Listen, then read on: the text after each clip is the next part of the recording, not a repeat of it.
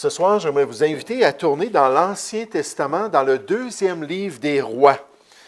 Le deuxième livre des Rois au chapitre 18.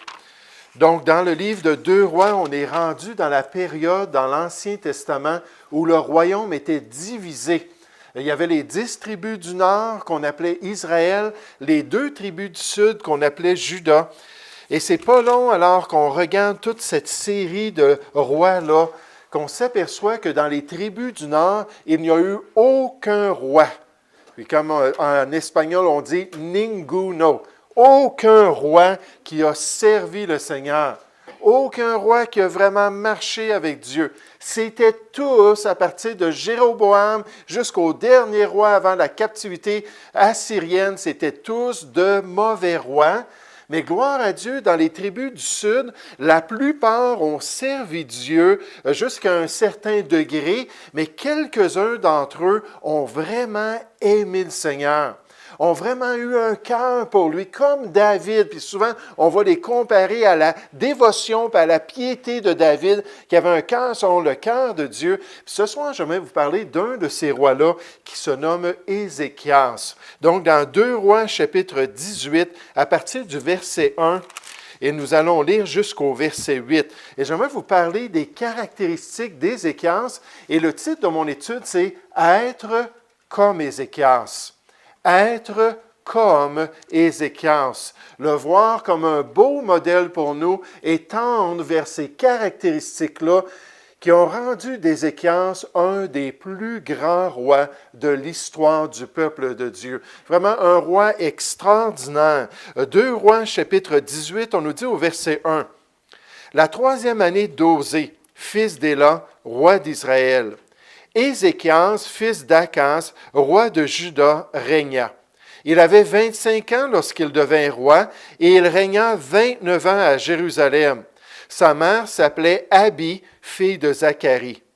Il fit ce qui est droit aux yeux de l'Éternel, entièrement, comme avait fait David son père. Dans les tribus de Juda, David, c'est le modèle que le Saint-Esprit présente comme un bon roi. Donc, il a fait entièrement comme avait fait David son père. Il fit disparaître les hauts lieux, brisant les statues, abattit les idoles et mit en pièces le serpent d'airain que Moïse avait fait. Car les enfants d'Israël avaient jusqu'alors brûlé des parfums devant lui. On l'appelait Nehushtan. Il mit sa confiance, donc on parle toujours d'Ézéchias, il mit sa confiance en l'Éternel, le Dieu d'Israël. Et parmi tous les rois de Juda qui vinrent après lui et qui le précédèrent, il n'en eut point de semblable à lui. Il fut attaché à l'Éternel, il ne se détourna point de lui, et il observa les commandements que l'Éternel avait prescrits à Moïse. Et l'Éternel fut avec Ézéchias. Avec des caractéristiques comme ça, on peut s'attendre à avoir Dieu qui nous accompagne. On peut s'attendre à sa bonne main, à avoir sa bonne main sur notre vie. Et l'Éternel fut avec Ézéchias, qui réussit dans toutes ses entreprises. Il se révolta contre le roi d'Assyrie et ne lui fut plus assujetti. Il battit les Philistins jusqu'à Gaza et ravagea leur territoire depuis les tours des gardes jusqu'aux villes fortes. Être comme Ézéchias. J'espère que ça va nous encourager ce soir. J'espère que ça va nous exciter à l'amour et aux bonnes œuvres de voir ce personnage-là de l'Ancienne Alliance qui n'avait même pas tout ce que nous, on possède dans la Nouvelle et qui nous montre comment est-ce qu'on peut avoir un cœur selon le cœur de Dieu. Nous allons prier ensemble. Ô Père Céleste, Seigneur, ce soir, on te remercie pour ce privilège de pouvoir côtoyer Ézéchias, de pouvoir regarder ce personnage, de pouvoir considérer le genre de roi qu'il a été, le genre de serviteur qu'il a été. Et Seigneur, de voir ces belles qualités ce soir et d'être encouragé aussi à avoir un cœur selon ton cœur. Ô Père Céleste, tu nous dis de nous discipliner, de nous entraîner à la piété. Tu nous dis, Seigneur, qu'on doit se donner à toi quotidiennement, qu'on doit vivre selon ton plan, qu'on doit mettre en pratique ta parole, qu'on doit avoir du zèle et non pas de la paresse, et qu'on doit être fervent d'esprit dans tes voies. Puisses-tu nous bénir et puisses-tu nous enseigner, puisses-tu nous guider alors qu'on contemple l'exemple d'Ézéchias. Seigneur, je te prie au nom du Seigneur Jésus. Amen.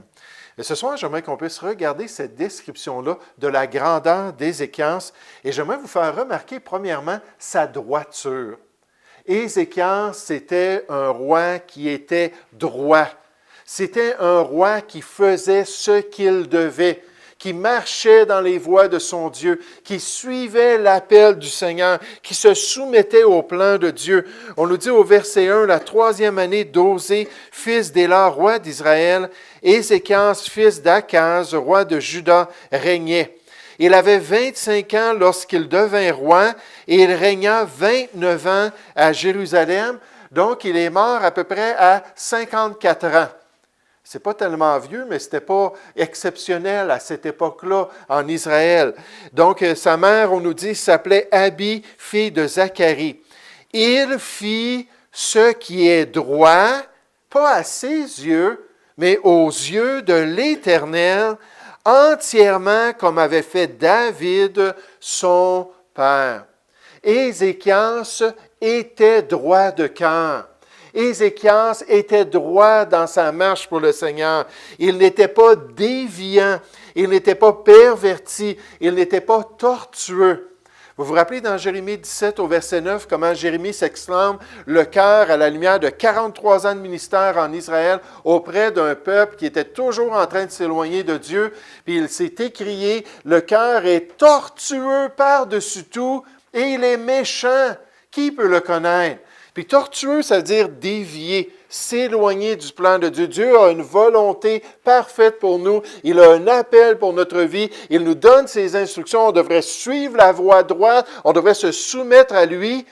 Mais malheureusement, notre cœur, lui, a d'autres tendances. Puis notre cœur a d'autres désirs. Puis notre cœur a d'autres objectifs. Mais Ézéchias, lui, il était ferme.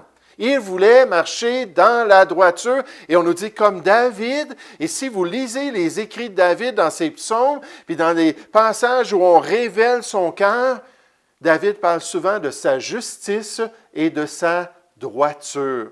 Pourquoi? Parce qu'il voulait être comme son Dieu. On nous dit dans le psaume 25 au verset 8, « L'Éternel est bon et droit. » Dieu, dans sa nature et même dans ses attributs, s'en va toujours dans la bonne voie. Il fait toujours ce qui est bien. Il est dicté par sa nature même à accomplir ce que lui a établi comme les règles. Et Dieu est un Dieu de droiture. Dans Osée 14, au verset 9, on nous dit « Car les voies de l'Éternel sont droites. » Puis Dieu agit convenablement. Il fait ce qui est correct d'après sa propre nature. Et il aime ça lorsqu'on marche dans la droiture. Il aime ça quand on suit la voie droite et qu'on accomplit sa volonté pour notre vie. Regardez avec moi dans Proverbes chapitre 28. Comme je vous l'ai déjà dit, à travers le mois, j'essaie de lire tous les proverbes. Puis à chaque jour, j'essaie de lire un proverbe différent. Puis hier, lorsque je faisais mon culte dans Proverbes chapitre 28, je pensais déjà à toutes ces réalités-là spirituelles. Je pensais déjà à toute cette question-là de bien marcher dans les voies de Dieu. Puis je suis tombé sur ce verset-là au verset 18 dans Proverbes chapitre 28 où on voit le défi, où on voit la décision de notre cœur. On nous dit « Celui qui marche dans l'intégrité ». Mais le mot intégrité, ça veut dire quelque chose qui est impeccable, quelque chose qui est irrépréhensible, irréprochable. Celui qui marche dans l'intégrité trouve le salut ou trouve la délivrance. Mais on nous dit, mais celui qui suit deux voies tortueuses tombe dans l'une d'elles. Dieu nous dit, ne sois pas hypocrite. Dieu nous dit, ne fais pas de mauvais choix. Ne t'éloigne pas de ma volonté. Ne sors pas de la voie étroite que j'ai établie pour les croyants. Parce qu'à un moment donné, tu vas avoir des conséquences. Mais Ézéchias avait choisi de marcher avec Dieu. Il avait choisi d'être droit dans les voies de Dieu. Et en fait, tout à travers la vie d'Ézéchias, on ne le voit pas dévier. On ne le voit pas là, se détourner des commandements de Dieu. Mais non seulement est-ce qu'il était droit, mais j'aimerais vous montrer comment est-ce qu'il était remarquable par sa pureté. Il était remarquable par sa pureté. Revenez avec moi encore une fois dans 2 Rois chapitre 18 et regardez au verset 4 ce qu'on nous dit concernant Ézéchias. 2 Rois chapitre 18 au verset 4. On nous dit à la lumière de ces choix-là de cœur, « Il fit disparaître les hauts lieux, brisant les statues, abattit les idoles, mis en pièces le serpent d'airain. » Vous vous rappelez, dans Lévitique chapitre 21, le peuple avait été rebelle, ils avaient murmuré, Dieu avait envoyé des serpents brûlants qui avaient commencé à mordre le peuple, puis le peuple tombait, puis il décédait là à cause de cette morsure-là, à cause du venin de cet animal-là. Puis là, ils ont dit, Moïse, fais quelque chose, prie que Dieu nous délivre. Puis là, Dieu a dit, OK, je vais vous délivrer. Mais il dit, Moïse, tu vas faire un serpent. Puis il y a un serpent qui est fait d'airain qui va rappeler au peuple mon jugement et nécessairement leur péché. Puis ils vont devoir regarder ce serpent-là sur la perche et quand ils vont le regarder, ils vont être guéris. Puis c'est exactement ce que Moïse a fait, puis la plaie a cessé dans le peuple. Mais ce qu'on apprend ici, c'est que ce serpent-là, à un moment donné, Moïse l'a mis dans les vidanges, puis quelqu'un est allé le chercher, puis ils l'ont conservé pendant des siècles et des siècles comme une idole en Israël. Hey, c'est ce serpent-là qui nous a guéris. Hey, c'est cette idole-là qui nous a rétabli la vie. On va l'adorer, puis on va lui rendre un culte. Puis quand il a appris ça, ça dit qu'il a pris ce serpent-là et il l'a mis en pièces. Il l'a détruit pour empêcher le peuple de continuer à se souiller dans l'idolâtrie. Ézéchias voulait vivre une vie pure et sainte. Ézéchias voulait influencer son peuple à marcher dans la sainteté et à accomplir le plan de Dieu. Et il voulait appliquer les règles de la loi pour son peuple. Dans Exode chapitre 34 au verset 13, Moïse avait dit, quand vous allez rentrer dans la terre promise, vous renverserez leurs autels. En parlant des peuples de Canaan et de leur idolâtrie, vous renverserez leurs autels, vous briserez leurs statues et vous abattrez leurs idoles. Dans Deutéronome 7.5, on dit exactement la même chose, mais on termine en disant, et vous brûlerez au feu leurs images. Vous allez totalement détruire, totalement anéantir l'impureté au milieu de vous. C'est exactement ce qu'on voit Ézéchias faire. Puis en fait, contrairement à la plupart des rois, en fait, je ne me souviens même pas d'un autre roi. Il y a eu d'autres rois. Josias, je pense, qui a fait la même chose après lui. Mais c'était le premier roi à détruire les hauts lieux. Qu'est-ce que c'était les hauts lieux? C'était des montagnes sur lesquelles le peuple allait pour adorer Dieu. Salomon nous dit dans 1 Roi, chapitre 3, malgré que la loi avait dit « Vous ne m'offrirez pas de sacrifice à d'autres endroits qu'au lieu que moi j'aurai choisi. C'est là que vous allez m'offrir des sacrifices. » Mais dès le règne de Salomon, le peuple a commencé à s'en aller partout, puis à adorer Dieu, puis à persévérer tout à travers l'histoire des rois. Puis là, on arrive à Ézéchias qui avait assez de sagesse, puis assez de connaissances, puis assez de discernement spirituel. Puis il a dit, Dieu interdit les hauts lieux. Puis là, les rois avant lui, qui étaient décrits comme des bons rois, on disait qu'ils étaient des bons rois, mais les hauts lieux, les prostituées et les autres choses subsistaient en Israël, mais pas pour Ézéchias. Ézéchias, lui, voulait anéantir tout ce qui déplaisait à Dieu dans sa vie et dans la vie de son peuple. Wow, quel bel exemple de pureté!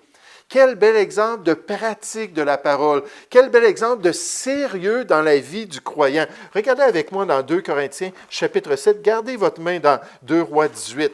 Mais 2 Corinthiens, chapitre 7. Comment Dieu, dans le processus de sanctification qu'il a entamé dans notre vie et qu'il veut compléter pour le jour de Jésus-Christ, comment il nous demande d'être sérieux, nous aussi. Comment il nous demande d'être pratiques dans l'application de sa parole, de s'assurer d'examiner tous les éléments de notre vie pour que toute notre conduite soit sanctifiée, toute notre conduite soit purifiée. Dans 2 Corinthiens chapitre 7 au verset 1, ça dit « Ayant donc de telles promesses ». C'est quoi les promesses dans le chapitre 6? C'est que Dieu va nous accueillir et Dieu va être dans une relation filiale comme un bon père avec nous. Si on sort du milieu d'eux, si on se sépare de ce qui est impur, ce qui est souillé dans ce monde. Et la Bible nous dit, ayant donc de telles promesses, bien-aimés, purifions-nous. Donc, Paul s'inclut, et il dit ça aux chrétiens, purifions-nous de toute souillure de la chair et de l'esprit, ce qui se passe dans le corps, ce qui se passe dans le cœur, en achevant notre sanctification dans la crainte de Dieu. Soyez comme Ézéchias. Soyez prêts à purifier votre vie. Soyez prêts à enlever toutes les idoles puis toutes les impuretés qui vont vous empêcher d'être selon le cœur de Dieu puis d'accomplir le plan de Dieu. Oh, Ézéchias est mis de côté dans les trophées de la grâce de Dieu comme un des plus grands rois de l'histoire. Il était un roi qui était droit. Il était un roi qui était pur. Et en terminant, j'aimerais vous faire remarquer, c'était un roi qui se confiait en Dieu. C'était un roi qui se confiait de tout cœur en Dieu, qui avait une grande foi dans son Dieu. On voit ça au verset 5. On nous dit, « Il mit sa confiance en l'Éternel, le Dieu d'Israël. Et parmi tous les rois de Juda qui vinrent après lui ou qui le précédèrent, il n'y en eut point de semblable à lui. Il fut attaché à l'Éternel. Il ne se détourna point de lui. Et il observa les commandements que l'Éternel avait prescrits à Moïse. Et l'Éternel fut avec Ézéchias. Et vous ne le savez pas, mais dans le contexte de ce passage-là, Ézéchias est menacé par le roi Sanchérib, qui est le roi de la puissante armée assyrienne, la grande armée de l'époque. Cette armée-là qui est déjà allée dans les tribus du Nord et qui a amené les tribus du Nord en captivité. Ils ont été complètement amenés là-bas et ce sont les Samaritains qui se sont développés dans les tribus du Nord. Puis là, en face de cette grande puissance-là, Ézéchias devait faire un choix dans son cœur de guider son peuple et de prendre des décisions pour se confier en Dieu de tout son cœur. Puis là, je pensais à ce peuple-là d'Israël, à cette époque-là, les circonstances du peuple en face de l'Assyrie. Ça m'a fait penser un peu au Canada. Imaginez le Canada avec nos forces militaires, qu'on apprend que les États-Unis vont venir nous envahir. Pour les États-Unis, là, le Canada, là, c'est comme, tiens, je t'écrase, puis c'est terminé. On n'est rien. On n'a aucune capacité. On va résister une demi-heure. Puis après ça, on va être envahi par les États-Unis. C'est vraiment incroyable, le contraste entre ces deux pays-là. Puis quand j'entends les gens, puis quand j'entends les politiciens, puis quand j'entends les animateurs parler contre les États-Unis, à chaque fois, je me dis, est-ce que vous comprenez que si les États-Unis tombent, s'ils font faillite, s'ils sont envahis, s'ils sont détruits, nous, le Canada, on y passe aussi. C'est notre grand frère qui nous protège, là. Mais là, Ézéchias était en face de toute cette situation-là. Puis on nous dit au verset 7, « Et l'Éternel fut avec Ézéchias, qui réussit dans toutes ses entreprises. Il se révolta contre le roi d'Assyrie, parce qu'avant, il a payé un tribut à ce roi-là. Il a dit, c'est terminé. On ne sera pas sous un empire païen, on ne sera pas sous une autre autorité, parce que c'est Dieu qui est notre roi. Il s'est révolté contre lui, et la Bible nous dit, il ne lui fut plus assujetti. Il battit les Philistins jusqu'à Gaza, ravagea leur territoire depuis les tours des Gardes jusqu'aux villes fortes. Il s'est confié de tout son cœur. Il a dit, pour marcher dans la droiture, Seigneur, j'ai besoin de toi. Pour continuer dans la sainteté, j'ai besoin de ta présence. Pour faire les bons choix dans ma vie, j'ai besoin que toi, tu me donnes la victoire et j'ai besoin que toi, tu me donnes le succès comme David. À 4 reprises dans l'Ancien Testament, on nous dit de David, l'Éternel protégeait David partout où il allait. Partout où David allait, il y avait la main de Dieu qui l'accompagnait. Il y avait sa protection sur lui quotidiennement. Il était toujours entouré du Seigneur. Et Ézéchias a mis sa confiance dans le Seigneur, même en face des pires possibilités. Regardez dans le chapitre 19, 2 Rois, chapitre 19. Il a cessé de payer le tribut. Il a cessé de se soumettre à Sanchérib. Puis là, Sanchérib est arrivé aux portes de Jérusalem, puis il a dit, OK, mais en fait, c'est son armée, puis c'est son général. Puis il a dit, OK, tu vas passer au cash. Puis il dit, en passant, il dit, c'est pas ton petit Dieu qui va te délivrer. Puis il dit, vous allez être envahis, comme j'ai envahi tous les pays. Et effectivement, la Syrie était devenue une grande puissance à cause de toutes les conquêtes qu'elle avait faites. Mais il dit, comme j'ai envahi tous ces pays-là, vous ne serez pas différents. Puis là, il reçoit cette lettre-là de condamnation de ce roi-là. Puis regardez comment il s'est confié dans le Seigneur, dans 2 Rois 19, verset 14. Ézéchias prit la lettre de la main des messagers et la lut. Puis il monta à la maison de l'Éternel. Est-ce que lorsqu'on a ces craintes-là, est-ce que lorsqu'on a ces tensions-là, est-ce que lorsqu'on a ces tentations-là, ces difficultés-là dans notre vie, on s'approche de Dieu, on vient dans la présence de Dieu, on cherche l'aide de Dieu. Il est parti à la maison de l'Éternel et la déploya devant l'Éternel. À cette époque-là, les lettres, c'était souvent des rouleaux. Plus tard, c'était des petits livres, mais c'était des rouleaux. Puis là, il a commencé à tout dérouler, cette lettre-là, du roi Sanchérib d'Assyrie. Puis il a dit, Seigneur, est-ce que tu as vu ce qui est écrit? Seigneur, est-ce que tu as entendu ce qu'il a dit de toi? Que tu es juste une idole, que tu n'es pas capable de nous délivrer. Puis il dit, moi, je sais que ce n'est pas vrai, Seigneur. Donc, il l'a déployé devant le Seigneur et lui adressa cette prière. Regardez comment est-ce qu'il a prié. Éternel Dieu d'Israël, assis sur les chérubins, c'est toi qui es le seul Dieu de tous les royaumes de la terre. C'est toi qui as fait les cieux et la terre.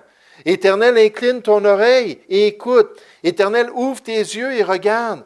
Entends les paroles de Sanchérib qui a envoyé Rabshakeh pour insulter le Dieu vivant. Quelle hardiesse, quelle confiance, quelle assurance.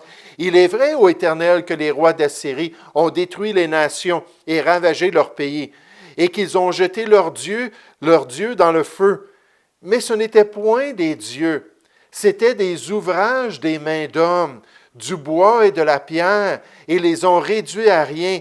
Maintenant, Éternel notre Dieu, délivre-nous de la main de Sanchérib, et que tous les royaumes de la terre sachent que toi seul es Dieu, ô Éternel. Alors Ésaïe, qui était dans sa maison, fils d'Amoth, envoya dire à Ézéchias, ainsi parle l'Éternel, le Dieu d'Israël. Puis Dieu lui a dit, écoute, tu n'as aucun problème avec ce roi-là. Il ne rentre pas à Jérusalem. En fait, je vais le chasser d'ici. Il va retourner chez lui. Puis ses propres fils, sa progéniture vont venir et vont l'assassiner. Puis cette nuit-là, un ange est descendu et a assassiné 185 000 soldats du roi d'Assyrie. Puis il est retourné chez lui. Puis effectivement, il est allé devant son Dieu tout confus de ce qu'il venait de vivre. Puis ses fils sont venus et l'ont assassiné pour régner à sa place. Puis Dieu a dit à Ézéchias, ne t'inquiète pas, n'aie pas de souci, aie confiance en moi, je suis souverain sur toutes choses, je domine sur toutes les situations, sur toutes les circonstances. Regardez Philippiens chapitre 4, juste rapidement en terminant. Oh, la droiture d'Ézéchias! Il faisait ce qui était bien aux yeux de l'Éternel.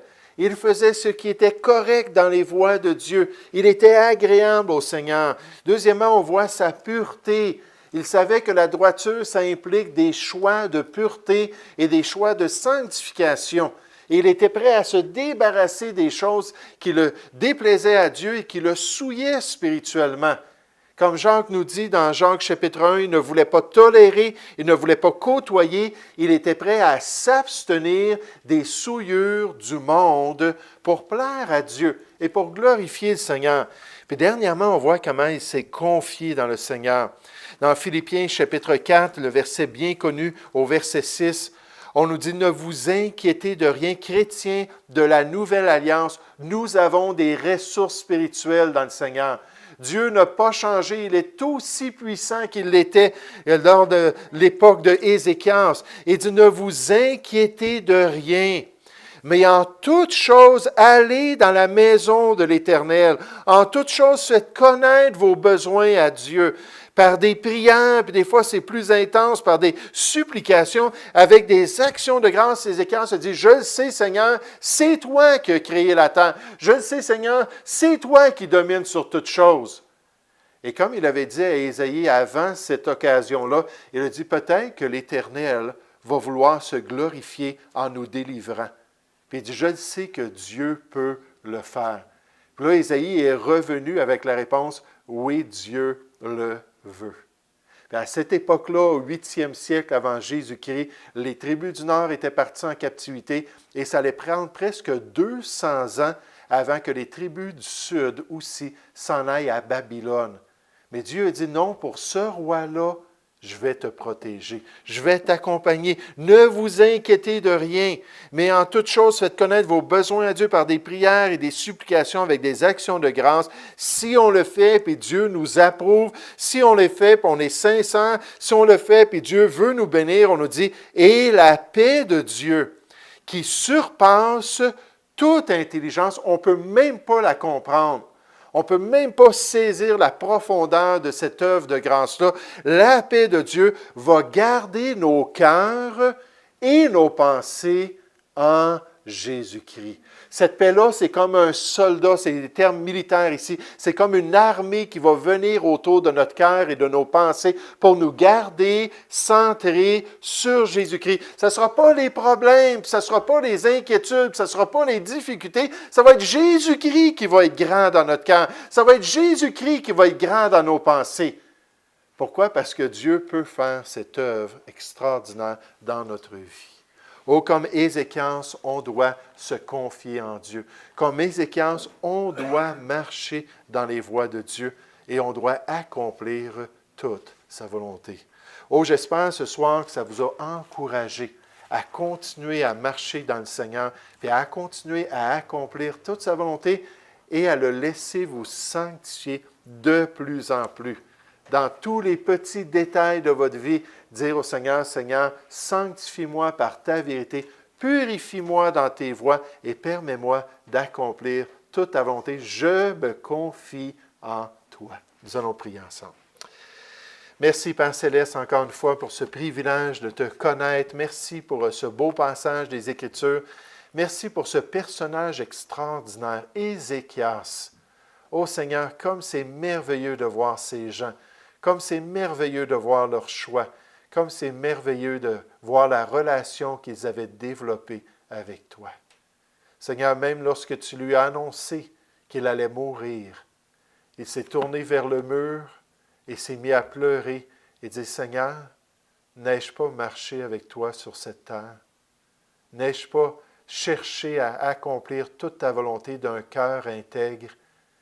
Et Seigneur, tu l'as béni avec encore plus d'années pour accomplir ton plan. » Merci Seigneur pour ta bonté et merci pour ta compassion envers nous. Et aide-nous, Père, malgré notre faiblesse, malgré toutes nos difficultés, aide-nous à nous confier en toi de tout cœur. Seigneur, nous te prions au nom du Seigneur Jésus. Amen.